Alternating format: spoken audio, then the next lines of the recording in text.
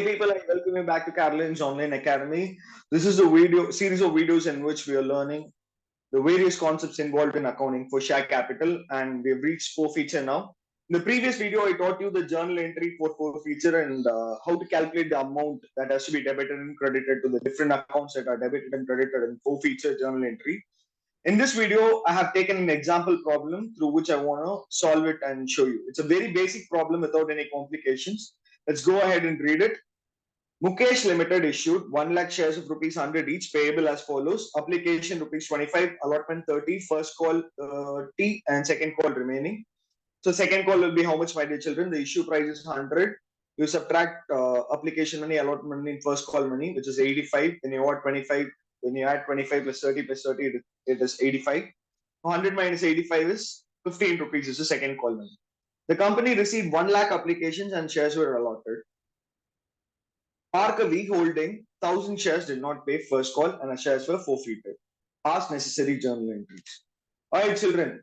So in a question like this, usually you're supposed to pass journal entries from bank to share application, that is receiving application money to forfeiture of shares. As you're studying forfeiture of shares now, and as they also ask questions in which they only want you to pass the forfeiture entries directly, I'm going to jump to that. And in the earlier videos, we have done a lot of other journal entries, right? Till like calls and arrears and all has been done by us extensively in the previous videos. So I'm just going to do the forfeiture part in this entry, in this problem.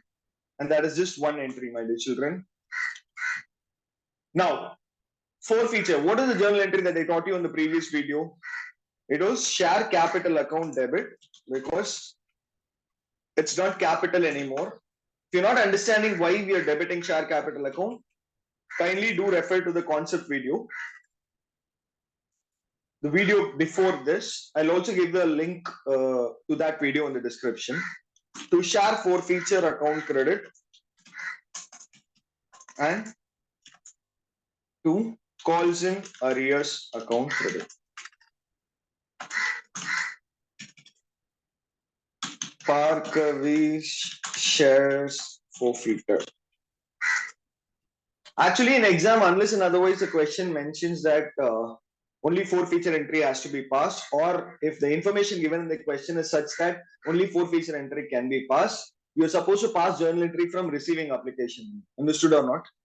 Like for instance, in this question, they told us to pass necessary journal entries, and they're given all the information that are required to pass journal entries from receiving application. So we're supposed to have done it from there, but then I'm doing the forfeiture only entry directly now. But you got to keep that in mind, understood or not? When you read the question, you have to be careful. Anyway, we have solved all the previous year questions and prepared a previous year questions playlist in which you will understand. I mean, you'll obviously able to see how we approach each question.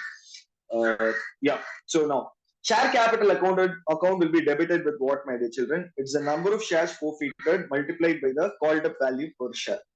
Now, have they told you when they have forfeited the shares in this question? If you look at the question, they haven't mentioned when the shares have been forfeited. If that has not been mentioned, we got to assume that all the calls were made and then the shares were forfeited. If all the calls were made, what happens, my dear children? It is 100 rupees per share has been called up, and the total number of shares forfeited were those of Sri Parkavi. Parkavi, right? So that is 100 into 1000, which is 1 lakh. Understood or not, my dear children? And share forfeiture account will be credited with what amount? It is the amount paid up. Paid up into number of shares forfeited.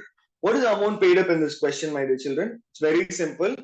Parkavi did not pay the first call, which means she would have paid the application money and allotment money. Application money is 25 rupees, allotment money is 30 rupees, so that is 55, multiplied by the number of shares held by Parkavi, so that is 1000. So this will be 55,000, my dear children.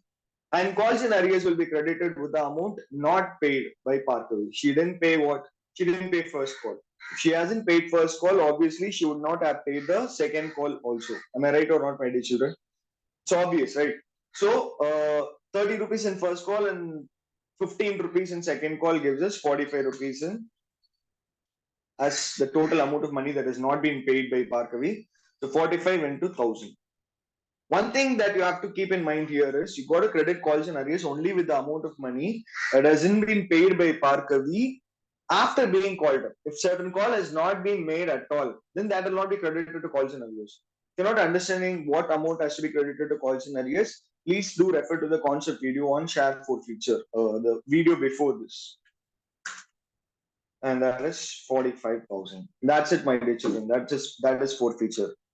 With that, we've come to the end of this video. We'll be doing more forfeiture problems with different sets, different complications in the upcoming videos. Until I see you again, people take care, have fun. Please do like, share, subscribe if you like what we're doing here, and comment in case you have any doubts or if you want to say something to me. Take care, have fun, and bye.